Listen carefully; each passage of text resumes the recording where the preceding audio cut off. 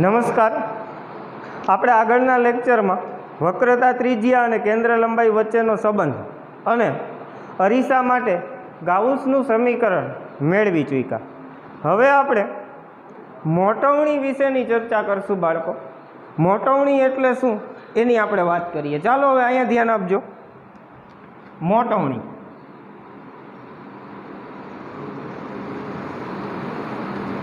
મોટવણીને બાળકો ઇંગ્લિશમાં મેગ્નિફિકેશન કહેવાય.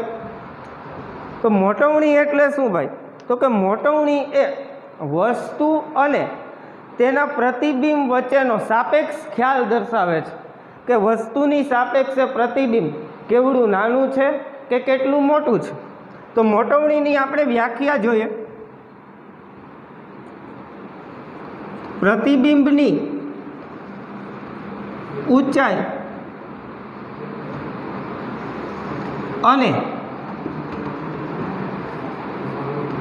વસ્તુની ઊંચાઈના ગુણોત્તરને મોટવણી કહે છે. શું કહેવાય? મોટવણી. કેનો ગુણોત્તર ભાઈ?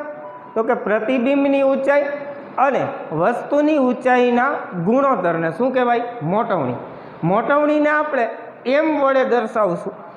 તો એમ બરાબર શું થશે? પ્રતિબિંબની ઊંચાઈ એટલે એચ ડેશ અને વસ્તુની ઊંચાઈ એટલે કે એચ. આ થઈ ગયું બાળકો મોટવણીનું સૂત્ર. એમ બરાબર એચ ડેશ અપોન એચ. ચાલો હવે અહીંયા ધ્યાન આપજો. હવે આપણે મોટવણીના બીજા પણ ઘણા બધા સૂત્ર છે, એ સૂત્રની તારવણી મેળવીએ. જેવો આપણે આકૃતિ છે એ અગાઉ દોરી ચૂક્યા છીએ. જ્યારે અરીસાનું સૂત્ર તારવતા હતા ત્યારે જે આકૃતિ દોરી હતી એ જ આકૃતિ ફરીથી આપણે અહીંયા દોરવાનો પ્રયત્ન કરીએ.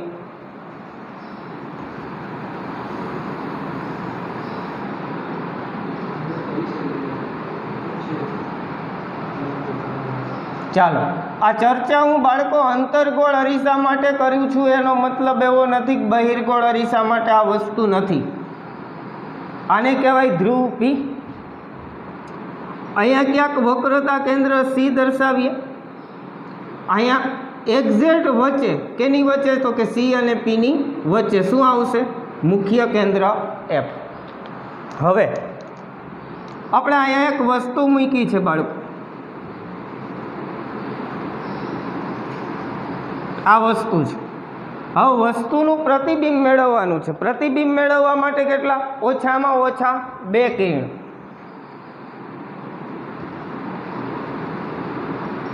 ચાલો, કેવું કિરણ આપાત કર્યું? તો કે ભાઈ મુખ્ય અક્ષને સમાંતર. તો કેમાંથી પસાર થશે પરાવર્તન પામીને? તો કે મુખ્ય કેન્દ્ર એફ માંથી.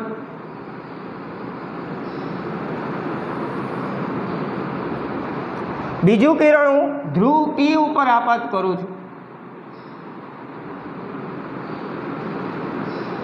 ચાલો, હવે ધ્રુવ પી ઉપર આપાત કર્યું એટલે કે આ જે ખૂણો બન્યો એ ખૂણાને શું કહેશું આપણે? આપાત કોણ. જેટલો આપાત કોણ એટલો જ શું હશે? તો કે પરાવર્તન કોણ.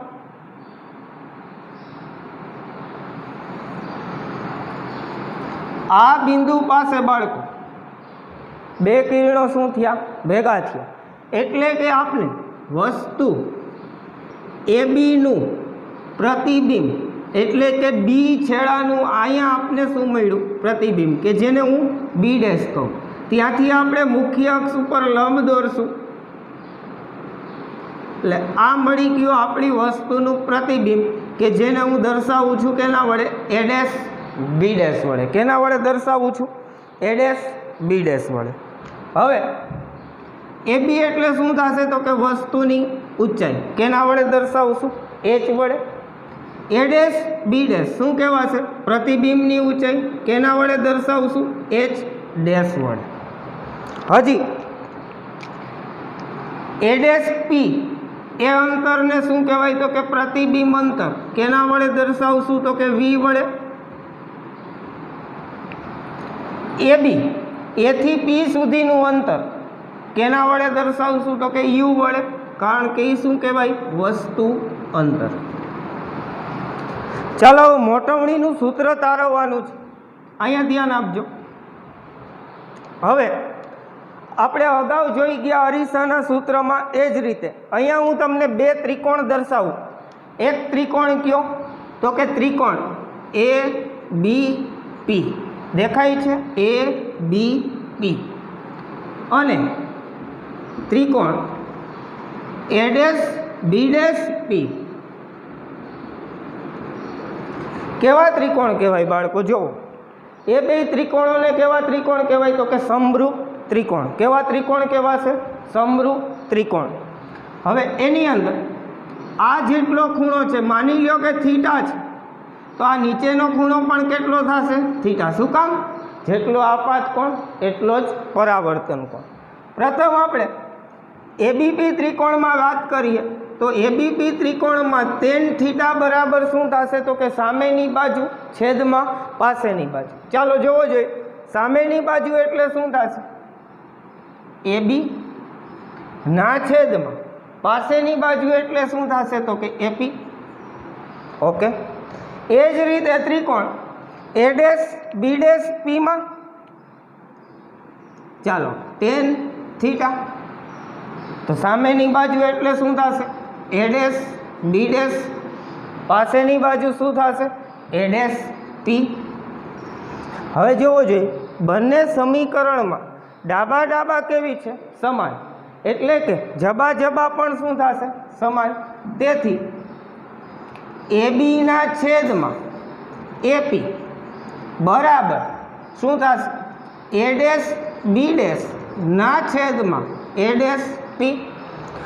હવે આપણે મોટવણીનું સૂત્ર તારવવું છે. મોટવણીનું સૂત્ર શું છે? તો કે એમ બરાબર એચ ડેશ અપોન એચ. હવે એચ ડેશ એટલે શું? પ્રતિબિંબની ઊંચાઈ. એચ એટલે શું? વસ્તુની ઊંચાઈ. તો આમાં જોવો જોઈએ એ ડેશ બી ડેશ એટલે શું? પ્રતિબિંબની ઊંચાઈ. એ બી એટલે શું? વસ્તુની ઊંચાઈ. ચાલો એવી રીતે ગુણોત્તર મેળવીએ. તેથી હવે આ સૂત્ર ઉપરથી એ બીને આ બાજુ છેદમાં લઈ જાઓ. શું થશે? એ ડેશ બી ડેશ ના છેદમાં એ બી. એ ડેશ બી ડેશ ના છેદમાં એ બી. તો એ ડેશ પી ક્યાં આવશે? આ બાજુ અંશમાં. એટલે કે એ ડેશ પી અપોન શું થશે? એપી. ચાલો હવે બધાની કિંમત મૂકી દઈએ સંજ્ઞા પદ્ધતિ અનુસાર. દરેકની સંજ્ઞા દર્શાવી દઈએ. સંજ્ઞા પદ્ધતિ અનુસાર ચાલો એ ડેશ બી ડેશ કયો જોઈએ? શું છે? પ્રતિબિંબની ઊંચાઈ, પણ મુખ્ય અક્ષથી નીચે તરફની. તો કેના વડે દર્શાવશું? Minus H dash. એ જ રીતે વસ્તુની ઊંચાઈ શું કહેશું? એ બી. મુખ્ય અક્ષની ઉપર તરફની ઊંચાઈ શું આવશે? ધન, એટલે કે એચ. હવે પ્રતિબિંબ અંતર અને વસ્તુ અંતર જોવો જોઈએ.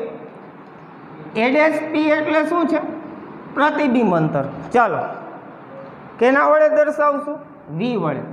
હવે વી ધન થશે કે ઋણ? જોવો જોઈએ. આ શું છે? આપણી આપાત કિરણની દિશા. ચાલો વી અહીંથી માપશું. સંજ્ઞા પદ્ધતિ આપણે ભણી ગયા છીએ. પીથી આ તરફ આવો છો એટલે કે આપાત કિરણની વિરુદ્ધ દિશામાં વી કેવું આવશે? માઇનસ. હજી આગળ એપી. એપી કેવું આવશે? આપાત કિરણની વિરુદ્ધ દિશા. એટલે યુ પણ કેવું? માઇનસ. કિંમત મૂકી દો. તેથી એ ડેશ બી ડેશ એટલે શું થશે? માઇનસ એચ ડેશ ના છેદમાં એ બી એટલે શું? એચ બરાબર એ ડેશ પી એટલે માઇનસ વી, એપી એટલે માઇનસ યુ. શું થશે? Minus minus cancel. Minus H ડેશના છેદમાં એચ બરાબર શું મળ્યું? તો કે વી અપોન યુ. અને તેથી એચ ડેશના છેદમાં એચ બરાબર શું થશે? Minus V upon U. હવે એચ ડેશના છેદમાં એચ એટલે જ શું? તો કે બાળકો મોટવણી. તો મોટવણીનું આપણે બીજું પણ સૂત્ર એક મળી ગયું. યાદ રાખવાના છે મોટવણીના દરેક સૂત્ર. હજી પણ આપણે મોટવણીના બાળકો 2 સૂત્ર જોવાના છે. ચાલો હજી આગળ મોટવણીના હજી આપણે 2 સૂત્ર ભણીએ. તમે હરીસાનું સૂત્ર ભણી ગયા છો. શું હતું? 1/u પ્લસ 1/v બરાબર 1/f. હવે એ સૂત્રના આધારે ફરીથી આપણે 2 સૂત્ર ભણવાના છે. 1/u પ્લસ 1/v બરાબર શું થશે? 1/f. 2 સૂત્ર આમાંથી મોટવણીના હજી મળવાના છે.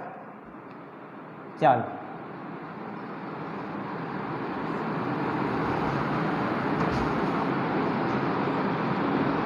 સૌ પ્રથમ આપણે 1/u ને સૂત્રનો કર્તા બનાવીએ. તો બાળકો મને કયો જોઈએ 1/u બરાબર શું થશે? તો કે 1/u બરાબર 1/f. આ બાજુ છે ઓલી બાજુ જશે એટલે શું થશે? માઇનસ શું થશે? 1/v. ચાલો લસા લઈ લ્યો. 1/u બરાબર f v. અંશમાં શું આવશે? v minus f. હાલો આગળ. હવે અહીંયા v જે છેદમાં છે આ બાજુ આવશે એટલે શું થશે? તો કે v/u બરાબર શું? તો કે v માઇનસ f/f. પણ જોવો જોઈએ મોટવણીના સૂત્રમાં તો આગળ શું નિશાની છે? માઇનસ. તો આ સમીકરણને આપણે બંને બાજુ માઇનસ નિશાની વડે શું કરીએ? ગુણીએ. તેથી માઇનસ v/u બરાબર અહીંયા માઇનસ વડે ગુણશું એટલે શું થશે? Minus v minus minus plus f/f. તેથી માઇનસ v/u બરાબર f માઇનસ v/f. આ પણ મળી ગયું મોટવણીનું સૂત્ર બાળકો. યાદ રાખવાનું છે. એટલે કે m બરાબર f માઇનસ v/f. હવે આ સૂત્રનો ક્યારે ઉપયોગ કરશું? તો કે ભાઈ આપણે મોટવણી ગોતવાની કીધી છે અને વસ્તુ અંતર નથી આપેલું, માત્ર પ્રતિબિંબ અંતર અને કેન્દ્ર લંબાઈ આપી છે. તો આ સૂત્રનો ઉપયોગ કરી મોટવણી શોધી શકીએ. હજી આગળ હજી એક સૂત્ર. હવે તમે જ વિચારો કેવી રીતે આગળ વધશું. તો કે પહેલાં કેને કરતા બનાવ્યો હતો? 1/u ને. હવે કોને બનાવશું? 1/v ને. ચાલો 1/v બરાબર શું થશે? 1/f minus 1/u. ફરીથી લસા લઈ લો. 1/v બરાબર લસા શું થશે? fu. અંશમાં શું આવશે? u minus f. ચાલો આ બાજુ u લઈ લો. u/v બરાબર u માઇનસ f/f. હવે જોવો જોઈએ બાળકો મોટવણીના સૂત્રમાં શું છે? v/u. અહીંયા શું આવ્યું? u/v. એટલે શું કરશું? ઉલટાવી નાખશું. તો શું થશે? v/u બરાબર f અપોન શું થશે? u minus f. હજી માઇનસ નિશાની છે તો માઇનસ નિશાની વડે ગુણો. માઇનસ v/u બરાબર માઇનસ v/u બરાબર. હવે આ બાજુ માઇનસ નિશાની વડે ગુણશો. જેવી રીતે અહીંયા ગુણેલા છે એવી જ રીતે અહીંયા પણ શું થશે? f upon f minus u. f upon f minus u. ચાલો -v/u એટલે શું તો કે મોટવણી. તો મોટવણીનું આપણે હજી એક સૂત્ર મળી ગયું ભાઈ, m બરાબર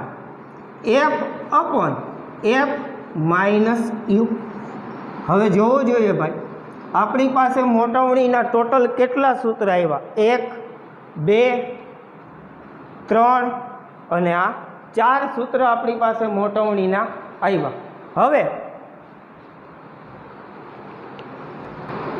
હવે ફરીથી એક વખત ચર્ચા કરી લઈએ. આ છેરી મોટવણી એટલે શું બાળકો? તો કે પ્રતિબિંબની ઊંચાઈ અને વસ્તુની ઊંચાઈના ગુણોત્તરને શું કહેવાય? મોટવણી. m બરાબર શું તો કે h'/h. આના ઉપરથી આપણે આગળના લેક્ચરમાં આ જ આકૃતિ ઉપરથી અરીસાનું સૂત્ર તાર્યું હતું. હવે અહીંયા ધ્યાન દો, બે ત્રિકોણ છે. એક ત્રિકોણ કયો?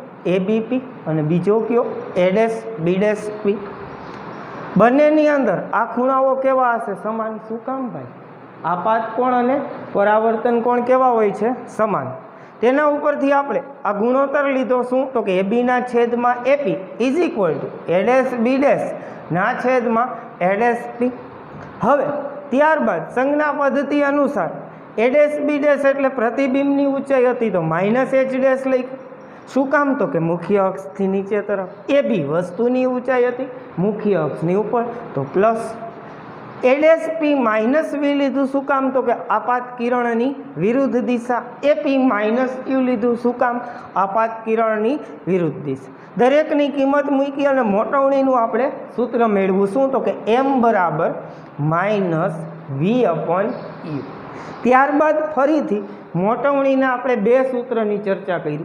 એક વખત 1/u ને સૂત્રનો કરતા બનાવ્યો અને એક વખત 1/v ને. 1/u ને સૂત્રનો કરતા બનાવ્યો એટલે એક સૂત્ર આવ્યું કયું? f-v/f. આ પણ મોટવણીનું સૂત્ર છે. બીજું સૂત્ર આવ્યું આ m બરાબર f/f-u. બાળકો હવે ખાસ વાત મગજમાં રાખવાની છે, તમે કોઈ પણ સૂત્રનો ઉપયોગ કરો ત્યારે સંજ્ઞા પદ્ધતિ વાપરવી અનિવાર્ય છે. ચાલો હવે એક દાખલો નાનકડો જોઈ લઈએ કે જેના આધારે આપને ખ્યાલ પડે કે આ મોટવણીના સૂત્રનો ઉપયોગ કેવી રીતે કરીએ.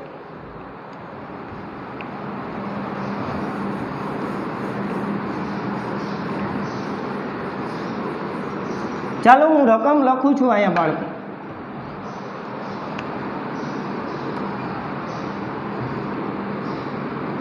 અંતર્ગોળ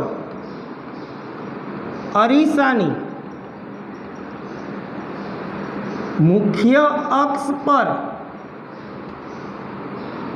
25 સેન્ટીમીટર અંતરે રહેલી વસ્તુની મોટવણી શોધો.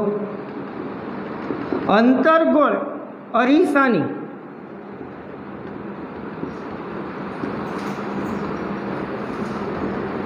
કેન્દ્ર લંબાઈ 20 સેન્ટીમીટર છે. ચાલો મોટવણી મેળવવાની છે. બે વસ્તુ આપને આપી છે. 25 સેન્ટીમીટર અંતરે રહેલી વસ્તુ, એનો મતલબ એ થયો કે બાળકો આપને વસ્તુ અંતર આપ્યું છે. કેટલું તો કે ભાઈ 25 સેન્ટીમીટર. અંતર્ગોળ અરીસાની કેન્દ્ર લંબાઈ આપી છે એટલે કે f બરાબર 20 સેન્ટીમીટર. ગોતવાનું શું કીધું તો કે મોટવણી. તો કે m બરાબર પ્રશ્નાર્થ છે. જોવું જોઈએ એટલા બધા સૂત્ર બની ગયા. કયું સૂત્ર વાપરીએ તો અનુકૂળ રહેશે? તો કે u અને f આપ્યા છે, એમ ગોતવાનું છે. જોવો તો u અને f છે, શું ગોતવાનું છે? એમ. આ સૂત્રનો ઉપયોગ કરી શકીએ પણ મેં કીધું એ પ્રમાણે સંજ્ઞા પદ્ધતિ વાપરવી અનિવાર્ય છે. ચાલો અહીંયા જોઈ લ્યો, 25 સેન્ટીમીટર અંતર શું છે? u. આપાત કિરણની વિરુદ્ધ દિશા થશે એટલે u કેવું થશે? -25. f જો કેન્દ્ર લંબાઈ, કઈ દિશા? આપાત કિરણની વિરુદ્ધ દિશા એટલે f પણ કેવું થશે? માઇનસ. મોટવણીનું સૂત્ર મૂકી દો, m બરાબર f/f-u. f કેટલું? -20. છેદમાં શું લખશો? -20 માઇનસ, હવે યુ કેવું છે? માઇનસ, એટલે કે -25. શું થશે બાળકો? અંશમાં -20 છેદમાં -20, માઇનસ માઇનસ પ્લસ, એટલે કે -20 ના છેદમાં -20 પ્લસ 25 કેટલા આવશે? તો કે 5. ચાલો સાદું રૂપ આપતા આવડે. 5 ચોક 20. શું આવશે જવાબ? -4. શું આવશે? આ થઈ ગઈ મોટવણી. m બરાબર -4. હવે બાળકો, હવે આ સૂત્ર વાપર્યું. જો એ નથી આવડતું તો આપણે આ સૂત્ર વાપરી જ શકીએ, કોઈ ના ન પાડી શકે. તો શું કરવું પડે? તો કે એફ અને યુની કિંમત મૂકો એટલે તમને શું મળશે? વી. વી મળી ગયા પછી મોટવણીનું આ સૂત્ર મૂક્યું તો કેટલા મોટા સ્ટેપ થશે એની કમ્પેરમાં આ સૂત્ર આવડતું હોય તો. ઓકે, તો આવી રીતે આપણે મોટવણીના ઘણા બધા દાખલાઓ આગળના લેક્ચરમાં ગણશું. ધન્યવાદ.